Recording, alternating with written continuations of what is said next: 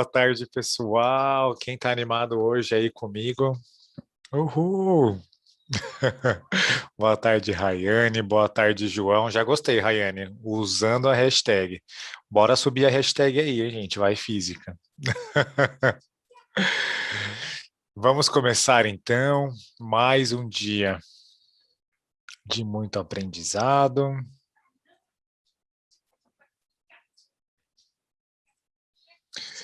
E aí, só a gente relembrando, então, nós começamos essa semana 5 e 6 com dois tópicos super importantes.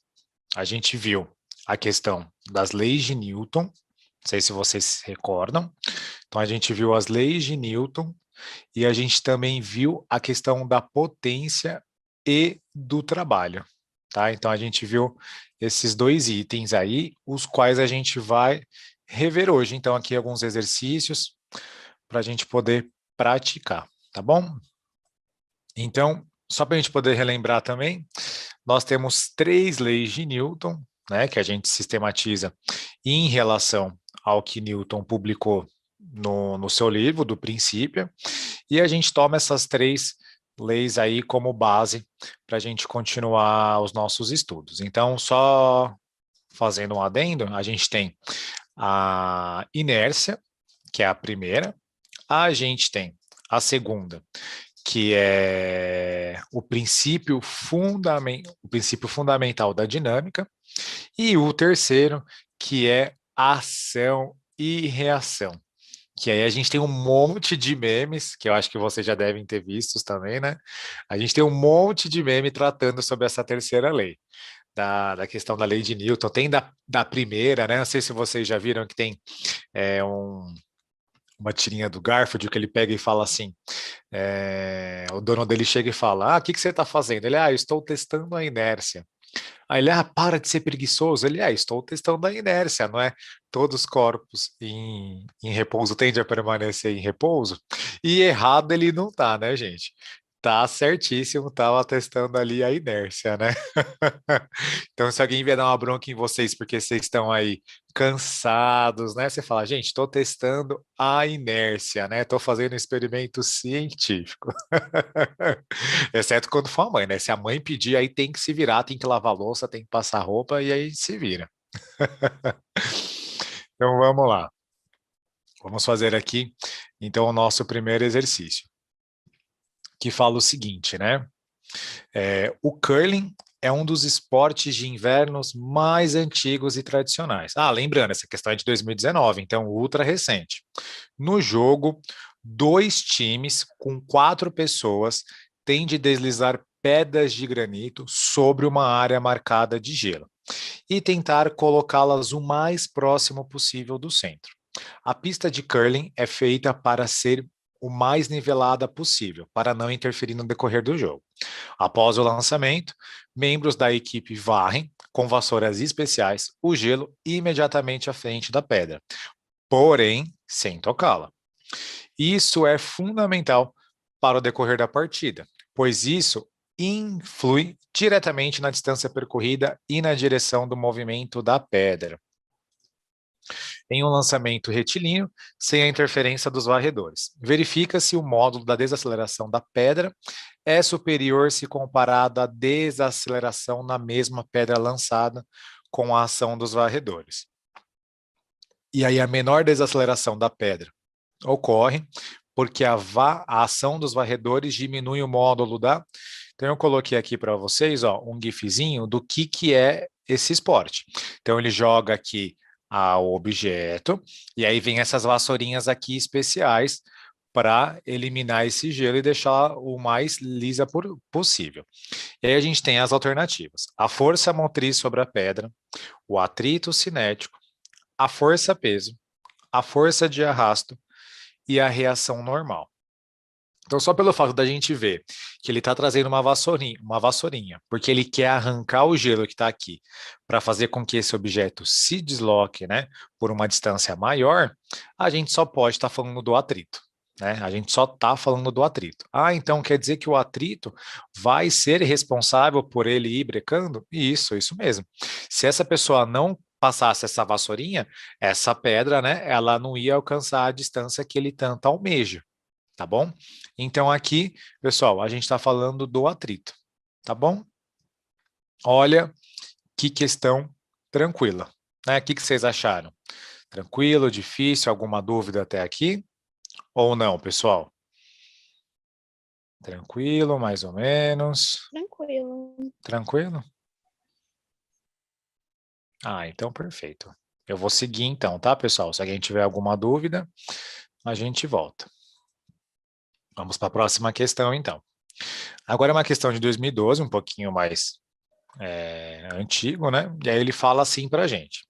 Em 1543, Nicolau Copérnico publicou em seu livro revolucionário, em que propunha a Terra girando em torno do seu próprio eixo e rodando em torno do Sol. E isso contraria a concepção aristotélica, que acredita que a Terra é o centro do universo. Para os aristotélicos, se a Terra gira do oeste para o leste, coisas como nuvens e pássaros, que não estão presas à Terra, pareceriam estar sempre se movendo do leste para o oeste, justamente como o Sol. Mas foi Galileu Galilei que, em 1632, baseando-se em experiências, rebateu a crítica aristotélica, confirmando assim o sistema de Copérnico. Seu argumento, adaptado para a nossa época, é: se uma pessoa dentro de um vagão de trem em repouso solta uma bola, ela cai junto aos seus pés. Mas se o vagão estiver se movimentando com velocidade constante, a bola também cai junto aos seus pés. Então, eu não sei se vocês já viram, mas algumas pessoas tentam fazer esse tipo de experiência, né? Tá às vezes no metrô, tá no ônibus, e o que que ela faz? Ela pula. Ela pula porque ela acha, por exemplo, tá aqui o trem, né? Ela tá aqui, ela acha que se ela pular, o trem vai avançar e ela permanece. Só que o que acontece? Isso, tecnicamente, até aconteceria. Se, né, essa pessoa aqui não estivesse com a mesma velocidade que o trem. Então, ó, o trem ele está se movimentando, a pessoa também está vindo. E aí, se ele pula, ó, ele continua, ele cai no mesmo lugar, né? Então, ele sai, ele cai no mesmo lugar. Tá bom? É o mesmo processo, por exemplo, que acontece quando um avião precisa soltar uma encomenda. Se o avião está aqui e ele solta uma encomenda, a encomenda também fica sempre abaixo do avião. Né? Não é que o avião vai embora e ela fica. Ah, mas professor, se o avião aumentar a velocidade, ele vai ter um deslocamento maior. Aí eu concordo, mas o avião, se ele aumentar a velocidade, que é diferente aqui do metrô. O metrô, o trem, ele está andando. A pessoa já está automaticamente nele. Então, se ela pular, ela vai cair no mesmo lugar. É igual a bolinha. Então, a pessoa, a bolinha, a mala, o cachorrinho que está ali no trem, o passarinho, estão todos com a mesma velocidade, tá bom? Todos eles com a mesma velocidade. Então, por isso que quando essa pessoa ela vai soltar a bolinha, ela vai cair no pé dele. E aí isso foi o que eles ficaram incrédulos, né? Falar, oxe, como assim? Eu era para eu soltar e não era para cair no meu pé, mas está caindo. E a pergunta é: isto porque a bola, enquanto cai, continua a compartilhar o mesmo movimento do vagão. O princípio físico usado por Galileu para rebater o argumento aristotélico foi a lei da inércia, a ação e reação, a segunda lei de Newton. Então, ele colocou as três leis de Newton como alternativas. A conservação da energia e o princípio da equivalência. Então, sabendo que nós já conhecemos as três leis de Newton, o que que vocês acham que é a nossa resposta correta dessa questão? Estamos entre A, B e C. O que que vocês acham? Eu acho que é E cortou para mim. eu acho que é a B. A, B, ação e reação? Eu acho que é a lei da inércia. Ok, João acha que é a lei da inércia. Alguém mais? Alguém mais? Eu não vou falar nenhum porque eu tô em dúvida também. Entre qual, Rayane? Não, eu tô entre a B e a C. A, B e a C. Ok. Então hoje o pessoal tá bem dividido, hein? O pessoal ficou bem dividido. Então, vamos só fazer um apanhadinho das leis, tá? Então, o que que fala a lei da inércia? A lei da inércia fala que um corpo ele tende a permanecer em repouso até que uma força atue sobre ele, ou ele permanece em movimento até que alguém atue sobre ele. Então, isso quer dizer o quê? Que se eu tenho um corpo que ele está em repouso, ele só vai andar se alguma força agir sobre ele. A mesma coisa um objeto. Então, eu tenho, por exemplo, um cometa que está andando no espaço. Ele só vai parar se uma força agir sobre ele, senão ele vai seguir a trajetória dele indefinitivamente. Ele vai embora e para sempre. A segunda lei, que é a força resultante equivale ao produto da massa vezes a aceleração, tá bom?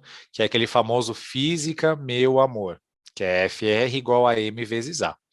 E a terceira lei de Newton fala o seguinte, que toda ação tem uma reação. Isso quer dizer o quê? Que se eu tenho uma força-peso, existe uma força-peso também no sentido contrário a ela. Então, por exemplo, se a Terra está me atraindo para o centro dela, eu também atraio a Terra por meu centro. Só que olha a diferença, né? A gente tem o planeta Terra e a gente tem uma pessoa, né? Então, olha o que acontece. Essa atração, ela é a mesma. É a mesma coisa que eu perguntar para vocês assim, entre o Sol e a Terra, quem atrai mais quem? O Sol atrai mais a Terra ou a Terra atrai a mais o Sol? Nenhum. Por quê? Porque toda ação tem uma reação. Então, da mesma forma que eles se atraem, é a mesma força que a Terra faz no Sol e o Sol faz na Terra. Então, toda ação ela tem exatamente a mesma reação. E aí ela apresenta algumas características. Ela tem que ser da mesma natureza, ela tem que agir em corpos separados, tá? E ela também tem que acontecer aos pares. Então, a gente nunca vai ver o número total de forças como sendo ímpar, de forças de reação. Então, se eu tenho 3 forças, eu tenho 3 reações. Por quê? Porque o número total de ação é igualzinho ao de reação, tá bom? Então, sabendo disso, né? Se ele soltou esse corpo e ele falou que esse corpo caiu no pé dele, né, então ele continuou o movimento. E aí, quando o vagão também estava em movimento, ele continuou caindo em movimento, a gente remete à primeira lei de Newton, que é a lei da inércia. Por quê? Todo corpo em movimento permanece em movimento e todo corpo em repouso permanece em repouso. Então, todo corpo em movimento permanece em movimento, todo corpo em repouso permanece em repouso. Tudo bem, meninos e meninas? Por que que não é a Tudo terceira? A bem. terceira fala sobre ação e reação. E a segunda fala sobre o princípio fundamental da dinâmica. Tá bom? Tá Então certo, vamos lá. professor. Deu para entender agora. Ah, que bom. Fico feliz. Vamos avançar aqui então. Ah, e aqui eu trago um GIF também, para vocês verem a questão da inércia. Ó. Então ele colocou ali um arinho e colocou um prego em cima desse aro, tá vendo? Então o que acontece? Todos os corpos ali estão em repouso, tá? O prego, o aro e a garrafa. E aí o que que ele faz? Ele aplica uma força na haste, né, naquele aro, tão rápido que o prego consegue cair, né? Ele continua o movimento dele até cair na garrafa, ó. Certinho. Isso é muito comum também com aquelas pessoas que tem até um meme do Papa, não sei se vocês já viram, que ele puxa a toalha numa mesa e todos os objetos ficam em repouso. Isso não é mágica, isso é física, né? Ele tem lá um prato, taça, colher, copo, um monte de coisa. Ele pega a toalha e puxa. Só que ele tem que puxar ele tem que puxar muito rápido. Por quê? Porque aí não dá tempo dessa força modificar o estado de movimento de todos esses corpos. Então, já que eles estavam em repouso, eles permanecem em repouso. Tá bom? Vamos lá, então. Vamos para mais uma de leis de Newton. Ó, ele fala assim para a gente, ó. Em uma colisão frontal entre dois automóveis, a força que o cinto de segurança exerce sobre o tórax e o abdômen do motorista pode causar lesões graves nos órgãos internos. Pensando na segurança do seu produto, um fabricante de automóveis realizou em 5 modelos diferentes de cinto. Os testes simularam a colisão de 0,30 segundos de duração. E os bonecos que representam os ocupantes foram equipados com acelerômetros. Este equipamento registra o módulo da desaceleração do boneco em função do tempo. Os parâmetros como massa dos bonecos, dimensões dos cintos e velocidade, imediatamente antes e após o impacto, foram o mesmo para todos os testes. O resultado obtido está no gráfico aqui, ó. Então ele coloca o gráfico para a gente. E aí o que acontece? Por que que é importante nós usarmos cinto? Porque quando a gente está, por exemplo, no movimento do carro, no movimento de um navio, de um avião, a gente coloca esse cinto, por quê? Porque da mesma forma que vem o metrô, que está lá, que a gente está dentro do metrô, acontece com o carro. Então, quando o carro está com uma alta velocidade, eu também estou, não é só o carro. E aí, quando esse carro ele para imediatamente, a gente não, a gente continua o nosso movimento por inércia.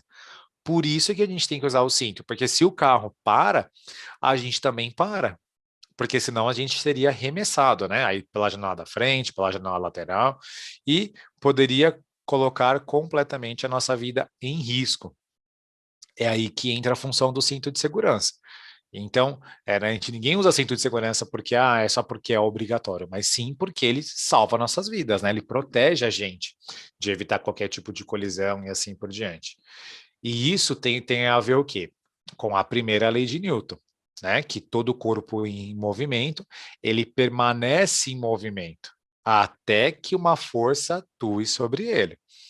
Então, por isso que é importante a gente usar o cinto de segurança. E o que ele está trazendo aqui para vocês é justamente isso. Então, ele está testando agora 5 novos cintos de segurança.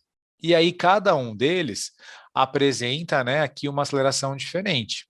Estão vendo? Eu tenho aqui o cinto 1, que ele é mais pontiagudo, o cinto 2, que já é esse pontilhado, que está aqui embaixo, o cinto 3, que é essa linha cinza aqui, ó, que está para cá. Nós temos o cinto 4, que tem um pico aqui, e o cinto 5, que tem um piquinho aqui mais depois desse tempo. Então, ele foi testando aqui os passageiros. E ele vai ter aí uma noção da aceleração. Alguns cintos, a pessoa desenvolve uma aceleração maior. Inclusive, se a gente olhar aqui, ó, esse aqui é o que apresenta a maior aceleração. Ó.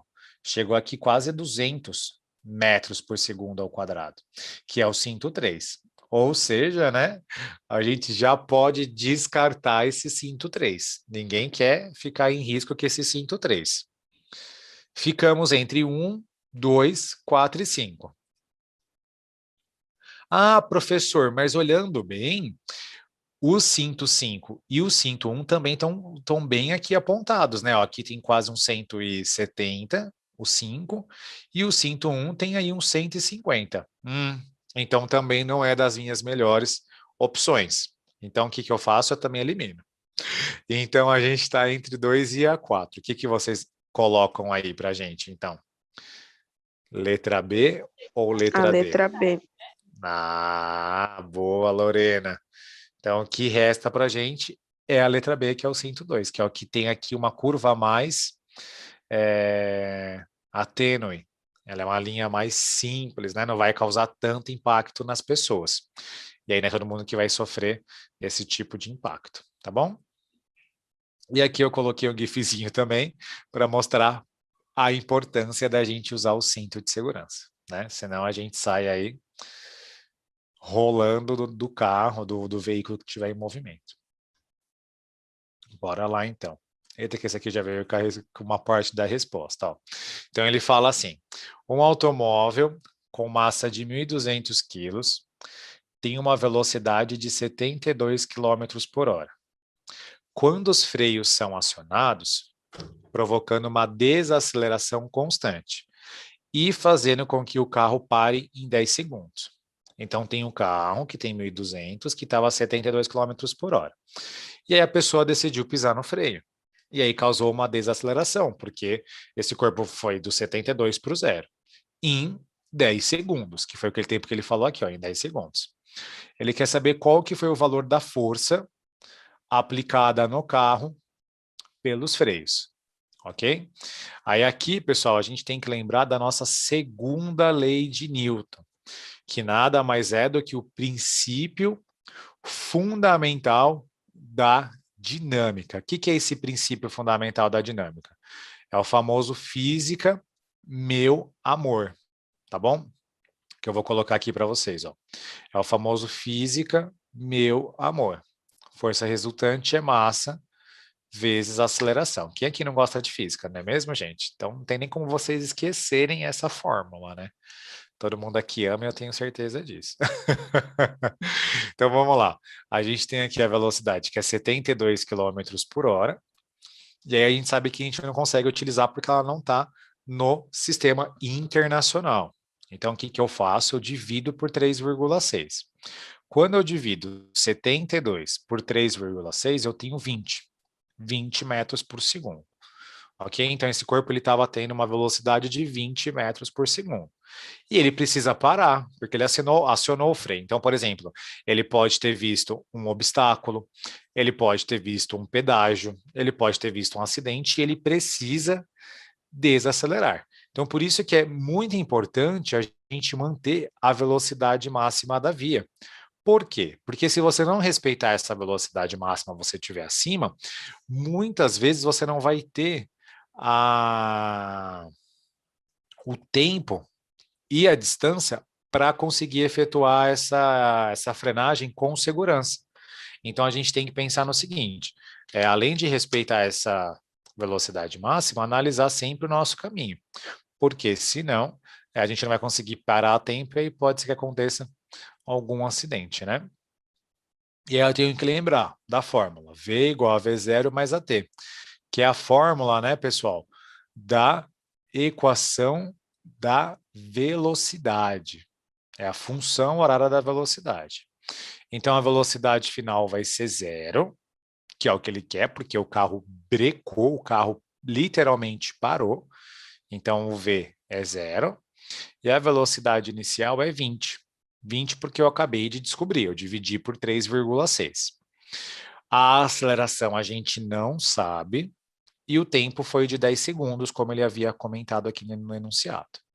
E aí, o que eu faço? Eu passo esse A vezes 10 para o outro lado, fazendo a troca, a regra de sinal, tá bom? E o 20 permanece.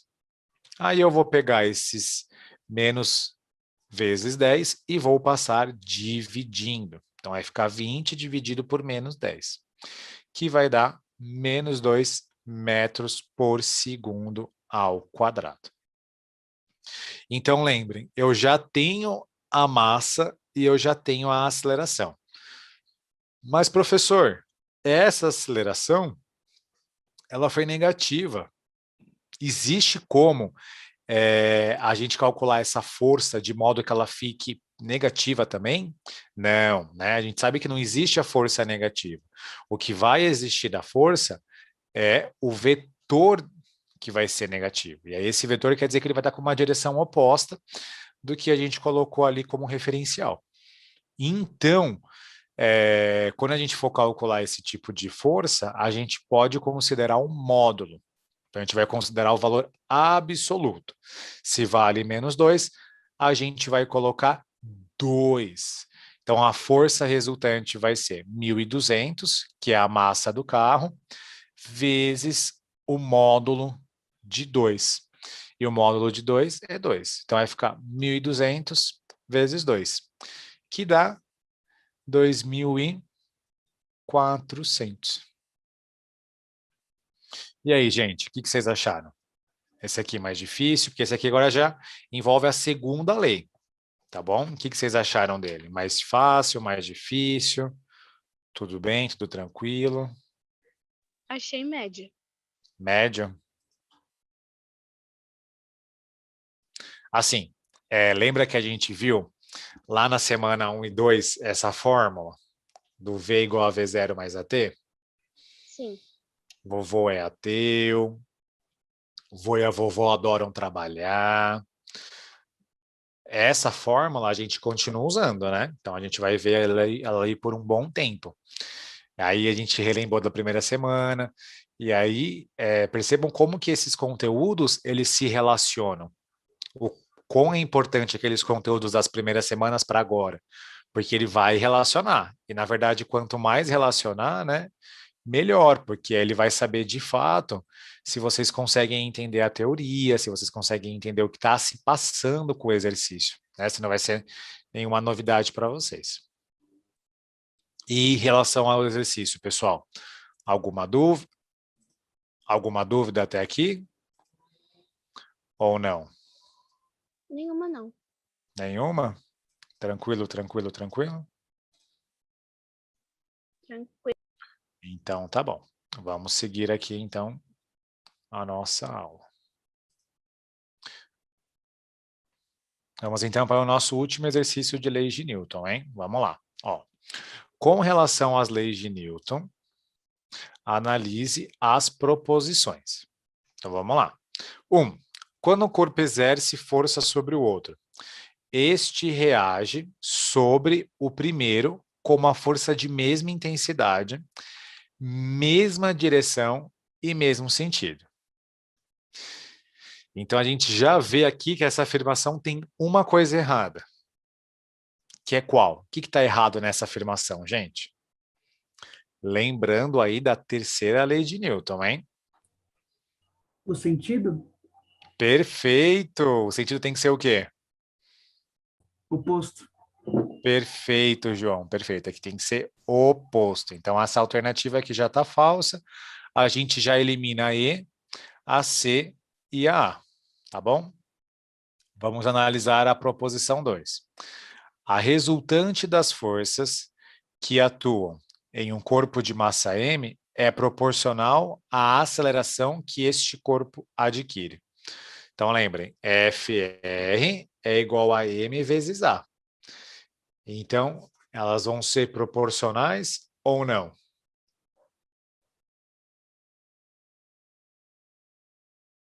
O que vocês acham? Vamos. Sim, perfeito. Então, a alternativa 2 está certa, e aí só restou para a gente a alternativa D. Mas vamos analisar aqui a 3, né? Todo corpo permanece em seu estado de repouso ou de movimento retilíneo, a menos que uma força resultante, agindo sobre ele, altere sua velocidade, né, gente? Chega a ser quase um poema de tão bonito que é, né? Não é possível que vocês não sintam um arrepio, fiquem animados quando vocês leem uma coisa dessa, porque é quase uma poesia, né, gente? Olha, todo o corpo permanece em seu estado de repouso, né? Até que alguma força altere sua velocidade. Olha que incrível. Olha que incrível. Então tá certíssimo.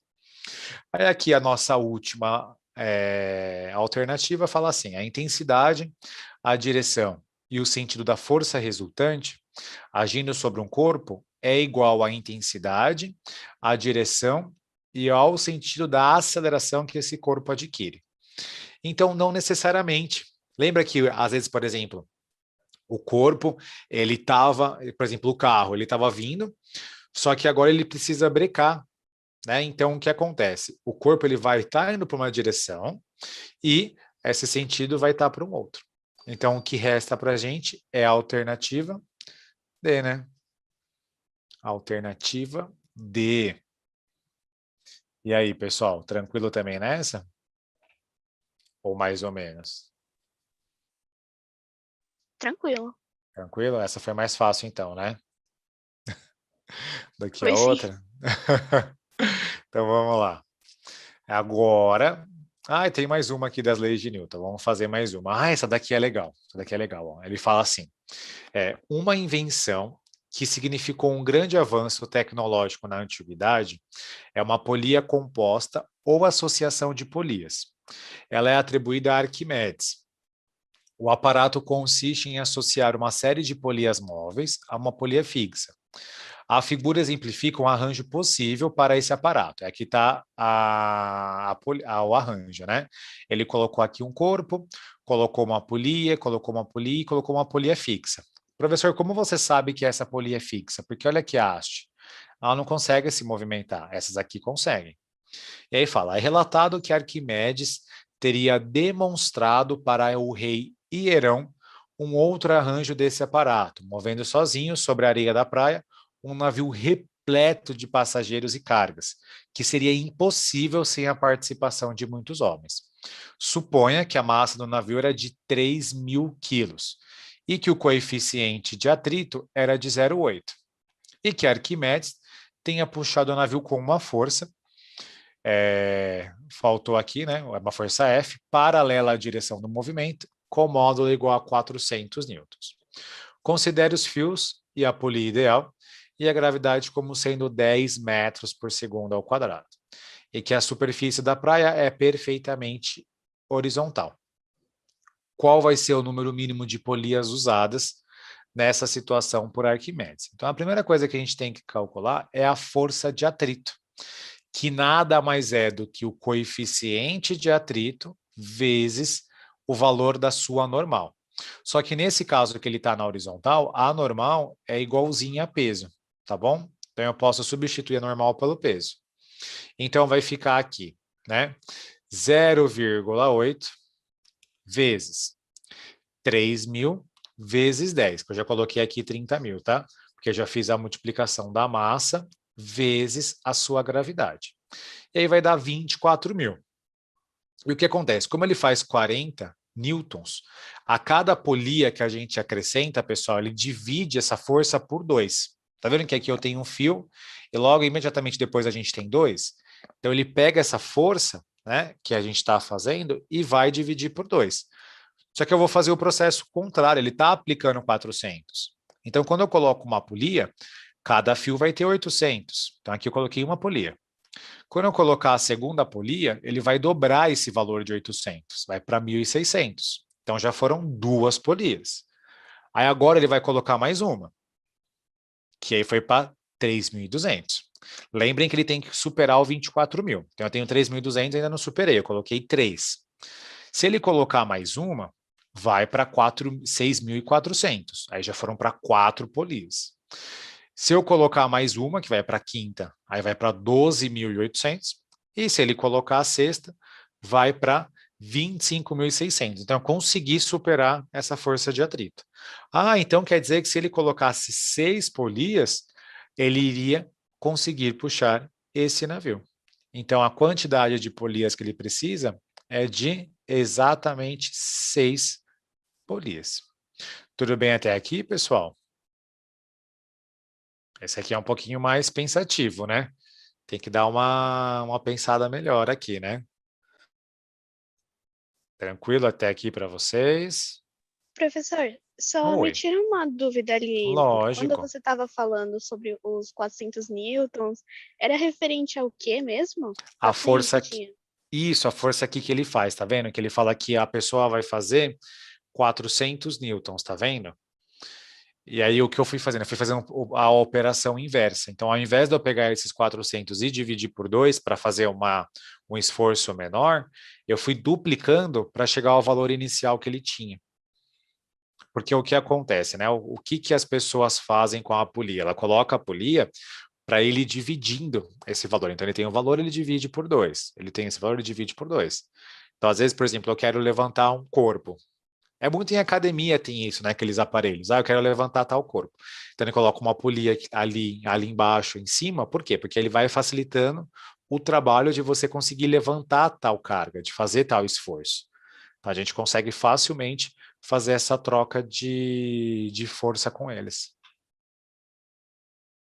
Tá certo, entendi sim agora. Tá certo? Obrigada. Imagina. Então, perfeito. Então, agora a gente vai, né, mudar de tópico e a gente vai para energia e trabalho, tá? Que aí envolve a nossa semana 6, tá bom? Só para a gente lembrar, então, a gente tem a questão da energia, né? O que é energia, então? Ela vai ser uma capacidade que a gente vai ter desse corpo dele conseguir armazenar para conseguir executar um trabalho. E aí esse trabalho tem a ver o quê? Com a força que a gente vai aplicar e o deslocamento que ele vai conseguir agir, que ele vai conseguir fazer. Então tá um ali já ligado com o outro. Tanto que até a gente fala, né, que o trabalho corresponde à variação da energia. Por quê? Porque um depende do outro, tá bom? E aí ele fala aqui assim para a gente. no dia a dia, deparamos-nos com muitas tarefas pequenas e problemas que demandam pouca energia para serem resolvidos. E, por isso, não consideramos a eficiência energética de nossas ações. No global, isso significa desperdiçar muito calor, que poderia ainda ser usado como fonte de energia para outros processos. Em ambientes industriais, esse reaproveitamento é feito por um processo chamado de cogeração. A figura a seguir ilustra. Então, o que ele está falando? Que às vezes a gente vai fazer alguma atividade e esse objeto ele produz muito calor. Então, exemplo comum.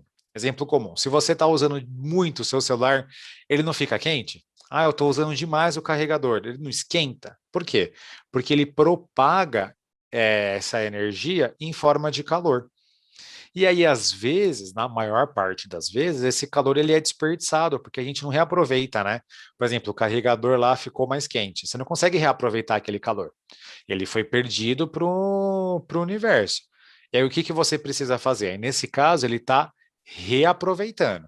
Então, vamos analisar aqui o gráfico. Ó. Entra aqui um combustível com um gerador a diesel, e aí ele já produz uma certa energia elétrica. Esse gerador a diesel, ele vai produzir calor também, né? E aí esse calor, o que ele faz? Ele faz esse calor ser usado para esquentar a água e fazer com que essa água vire vapor. E aí esse vapor de água vai girar uma turbina, e aí essa turbina vai estar ligada com um gerador que também vai gerar, por sua vez, uma energia elétrica. Então, a gente tem duas fontes de energia elétrica, né? Uma desse gerador a diesel e a segunda que vai ser pela turbina. Ou seja, esse calor que ele tem aqui do gerador, ele não vai perder, ele vai reaproveitar. Ah, professor, também quero fazer isso em casa, né? Só que aí você tem que ver que são proporções diferentes, né? Às vezes o que o nosso carregador, o que o celular esquenta, às vezes não é o suficiente para conseguir mover uma turbina a vapor e recuperar esse tipo de energia, né? Inclusive, se tiver alguns aparelhos que excedeu a temperatura, eles nem ligam. Não sei se vocês já viram isso. O celular. Ah, o celular você vai tentar ligar, aparece lá, né? Ah, temperatura acima do ideal. Então nem adianta, vai comprometer a bateria. Aí o que você faz? Você dá um tempinho para ele se recuperar, né? E aí ele fala assim: em relação ao processo secundário de aproveitamento da energia, ilustrado na figura, a perda global de energia é reduzida por meio da transformação de energia, e aí ele coloca que pode ser térmica e mecânica, então a térmica tem a ver com o calor e a mecânica com o movimento. Da mecânica em térmica, da química em térmica, da química em mecânica e da elétrica em luminosa. Então, quando ele falou processo secundário, pessoal, tá aqui, ó. O processo secundário é aqui, que é a questão do calor que vai fornecer para a turbina. E aí só resta uma única alternativa, né, gente? É da térmica em mecânica. Ah, então é só isso, prof. Só isso. É a energia térmica em mecânica. Tranquilo até aqui ou vocês acharam esse mais difícil? Tranquilinha essa. Tranquilinha? Para mim, tranquilo. Ah, perfeito. Perfeito. Então vamos continuar aqui. Mudando agora, né? A gente vai sair lá da geração e a gente vai lá para uma plantação. Para irrigar sua plantação, agora é nem 2015, tá? Um produtor rural construiu um reservatório a 20 metros de altura a partir da barragem de onde será bombeada a água. Para alimentar o motor elétrico das bombas, ele instalou um painel fotovoltaico. A potência desse painel varia de acordo com a incidência solar, chegando a um valor no pico de 80 watts ao meio-dia. Porém, entre as 11 horas e 30 minutos e as 12 horas e 30 minutos, disponibilizaria uma potência média de 50 watts.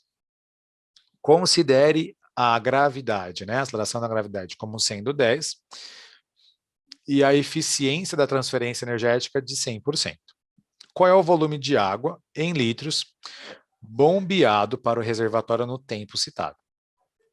Então, o que ele está fazendo? Ele tem lá um riozinho dele, que ele precisa fazer com que ele pegue a água dali e leve para outro lugar. E ele usa um painel fotovoltaico, que é sensível à luz, e aí esse painel ele consegue liberar 80 watts. Só que nesse dia, que foi entre as 11h30 e meio-dia e 30, ele só estava liberando 50 watts. Então ele só liberou 50 watts de potência. E ele quer saber qual que vai ser o volume de água que ele vai conseguir, então, transportar. Então vamos só relembrar o seguinte. A energia, nesse caso, que ele está fazendo de pegar um lugar e levar a outro, é a energia potencial gravitacional, tá? Que aí é mgh, tá bom? E nós temos que lembrar também a fórmula da densidade. E a densidade nada mais é do que a massa sobre o volume. Então é só fazer massa sobre volume. E aqui a massa nada mais é do que a densidade vezes o volume, tá bom? Então eu vou deixar aqui massa como sendo a densidade vezes o volume. Mas por que você está fazendo isso, William? Já vou mostrar para vocês o porquê. Quando a gente usa aqui a fórmula da energia, a gente usa a massa. Só que em nenhum momento aqui ele falou para a gente da massa, ele só falou do volume. Só que como eu sei a massa e sei a densidade, eu usando a fórmula da densidade fica muito mais tranquilo. Tá? Então é só eu fazer energia é D vezes V, vezes E vezes H, que está aqui, vezes G vezes H. Então vai ficar 50 watts, que nada mais é do que 50 joules por segundo. Vou multiplicar por 60, porque ele quer em 1 hora. Então vamos multiplicar por 60, vai dar 3.000 joules por minuto. E eu multiplico de novo por 60 para dar agora em joules por hora, que aí dá 180.000 joules por hora. Pronto. Então a gente já tem aqui a energia, que é 180.000 joules. A densidade da água, que é 1 kg por litro, vezes o volume, vezes a gravidade, que é 10, e vezes a altura, que é 20. Então é só eu dividir os 180.000 por 200, que aí a gente obtém o valor de 900 metros cúbicos. Então ele consegue, por hora, transportar 900 metros cúbicos de água. E aí, gente, tudo bem até aqui? Estão vivos por aí? Estamos quase no fim, beirando o fim. Vamos que vamos. Tudo bem. Tudo bem também? E aí lembrem que 900 metros cúbicos também é a mesma coisa que 900 litros, tá bom? Vamos seguir aqui em outra continha. E aí ele fala assim agora a questão do motor. Então, ó, para reciclar um motor de potência elétrica de 200 watts, um estudante construiu um elevador e verificou que ele consegue erguer uma massa de 80 quilos a uma altura de 3 metros durante 1 minuto. Então, ele pegou uma massa de 80, com esse motor ele conseguiu elevar ele 3 metros de altura em 1 minuto. A gravidade vale 10. Ele quer saber qual que é a eficiência desse motor, porque esse motor consegue liberar 200 watts. Mas será que eu estou usando 200 watts mesmo? Então, vamos lá. Potência é energia sobre tempo, né? E aí vai ficar potência igual a mgh. Por quê? Porque a energia vai ser a energia potencial. Aí eu tenho 80 vezes 10 vezes 3 dividido pelo tempo, que é 60. Por que 60, Pro? Porque é 60 segundos, né? 60 segundos nada mais é do que 1 minuto. Então eu faço 2.400 sobre 60, obtenho 40 watts. O motor libera 200, eu só estou usando 400.